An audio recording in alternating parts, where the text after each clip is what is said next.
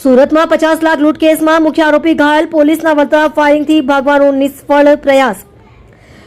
સુરત વરાછા વિસ્તારમાં આવેલી એસબીઆઈ બ્રાન્ચમાં થયેલી ₹50 લાખની લૂંટ મામલે તપાસ દરમિયાન મુખ્ય આરોપી શુભમે પોલીસ પર જ ફાયરિંગ કરવાનો પ્રયાસ કર્યો હતો। ક્રાઇમ બ્રાન્ચની ટીમે તેને હથિયાર અને મોબાઈલ રિકવરી માટે સુરત ગ્રામ્યના કન્યાસિંહ ગામે લઈ ગઈ હતી, જ્યાં આરોપીએ અચાનક પોલીસ પાસેથી પિસ્તોલ છીનવી હુમલો કર્યા હોવાનું સામે આવ્યું છે। પોલીસના જણાવ્યા અનુસાર આરોપી શુભમે ખાડી પાસે છુપાવેલી પિસ્તોલ બતાવતી વખતે તકનો લાભ લઈને ગોળીબાર શરૂ કર્યો હતો। આ દરમિયાન એસપી કિરણ મોદીએ સ્વબચાવમાં જવાબી કાર્યવાહી કરી હતી। પોલીસની ફાયરિંગમાં શુભમે બંને પગમાં ગોળી વાગતા તે નીચે ઢળી પડ્યો હતો। ત્યારબાદ તેને કસ્ટડીમાં લઈને સારવાર માટે નવી સિવિલ હોસ્પિટલમાં ખસેડવામાં આવ્યો હતો।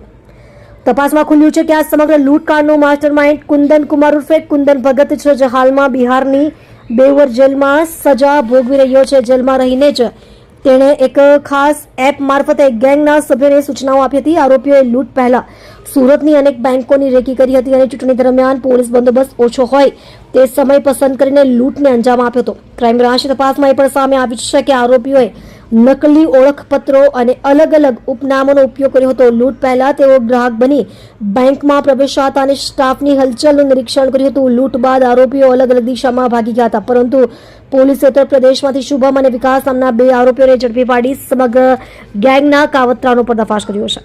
તમે જોઈ રહ્યા છો DNY ન્યૂઝ ચેનલ રમન કૌરની સાથે।